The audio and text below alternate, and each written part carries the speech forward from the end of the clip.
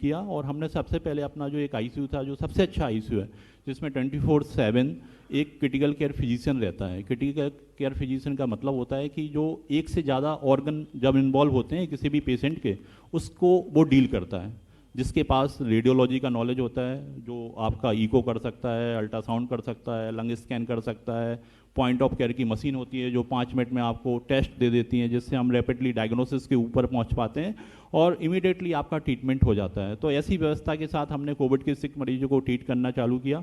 हमने देखा कि पहले दिन हमने जैसे ही आईसीयू खोला और वो कुछ ही घंटों में फुल हो गया, फिर हमें दूसरा आईसीयू खोलना पड़ा, तीसरा आईसीयू खोलना पड़ा। सर पीछे से आवाज़ें बहुत ज़्यादा हैं और मेरे ख्याल से मैं फिर आग्रह करूंगा, ये अच्छी बात नहीं है। ग्वालियर का नाम बहुत है साहब, थोड़ी देर यहाँ आए हैं तो जरा ये कंसंट्रेशन भी है सर। ग्वालियर ग्वालियर है सर जी।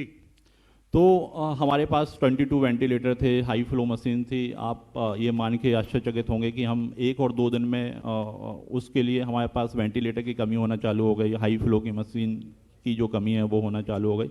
लेकिन पूरे हॉस्पिटल में जितने भी डॉक्टर थे, जितने भी क्रिटिकल केयर फिजिशियन थे, हमने रात दिन मेहनत की, हमने कोशिश की। बहुत सारे ऐसे पेशेंट हैं जो कि बहुत दिन लंबे वेंटिलेटर पे गए और उसके बाद भी हम उनको कोविड की इस महामारी से निकालने में कामयाब हुए। बहुत सारे मरीज जो 10-15 दिन डॉक्टर साहब, इसके लिए तो बहुत बधाई। संक्षिप्त एक सवाल लूंगा, कंक्लूडिंग तालियां होनी चाहिए डॉक्टर साहब के एफर्ट्स के लिए।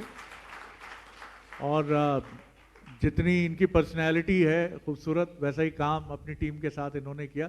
ओमिक्रॉन के लिए सर हम ये सुन रहे हैं, माफ़ कीजिएगा मैं किसी को गफलत में नहीं डाल रहा हूँ, यहाँ वो दरवाज़ा अगर खुला रहेगा तो ज़्यादा अच्छा रहेगा क्योंकि वेंटिलेशन बना रहेगा और हम सब इसका ध्यान रखें साहब, क्योंकि ये परवाह नहीं करता कि आपकी 6 फीट हाइट है और आपकी इम्यूनिटी क्या है, आपके डोले शोले क्या हैं। इसका एक ही काम है कि अगर ये हुआ तो फिर ये परेशान करता है, इसलिए ध्यान रखिए। मैं ये जानना चाहूँगा कि ओमिक्रॉन के लिए ये भी कहा जा रहा है कि ये हमारे लिए एक प्लस भी हो सकता है अगर हम सावधानी रखें, क्योंकि इम्यूनिटी बड़ी अच्छी दे रहा है ये। जी। तो किस तरह आप ओमिक्रॉन के खतरे को देखते हैं और ग्वालियर कितना तैयार है, आपका हॉस्पिटल कितना तैयार? सर हमारा हॉस्पिटल पूरी तरह से तैयार है। हम पूरे प्लान वे से, ऑर्गेनाइज वे से इस बार कोविड को डील करने वाले हैं।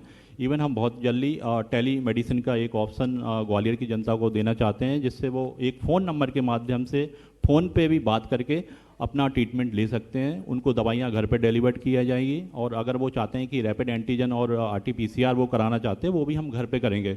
ऐसे मरीज जिनको होम आइसोलेशन की ज़रूरत है उनके लिए भी व्यवस्था है। ऐसे मरीज जो थोड़े से ज़्यादा सिक होंगे, जिनको ऑक्सीजन की ज़रूरत पड़ेगी, जिनको सांस लेने में तकलीफ होगी, उनके लिए भी पर्याप्त इंतजाम पहले से हमने करके रखा हुआ है। रही बात ओमिक्रॉन की, तो मैं आप सबसे ये कहना चाहता हूँ कि कोविड को कभी भी आप हल्के में नहीं लें। आप ये नहीं सोचें कि आप यंग हैं तो आपको कोई कोमॉर्बिडिटी नहीं है, मतलब आपको डायबिटीज़ नहीं है, हाइपरटेंशन नहीं है, तो आप इससे सेफ हैं।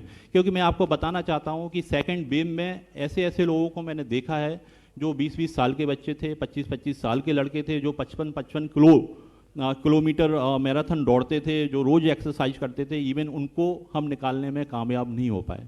तो ऐसा ज़रूर बोला जा रहा है कि ओमिक्रॉन की जो मोर्टेलिटी है वो जो डेल्टा वेरिएंट था उससे कम है, लेकिन मेरा ये कहने का मतलब है अगर मोर्टेलिटी कितनी भी कम हो, लेकिन हो सकता है उसमें आप फंस जाएं, तो आपके लिए वो तो 100% हो जाएगी। तो कोविड को बिल्कुल भी आप अन्यथा नहीं लें, बहुत सीरियसली लें।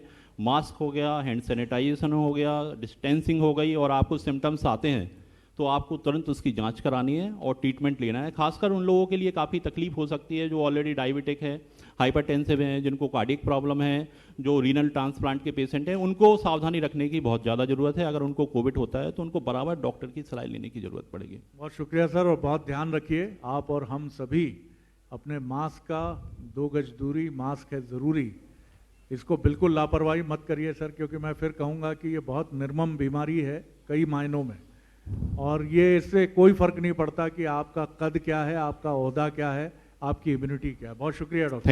Thank you very much. बहुत धन्यवाद सर।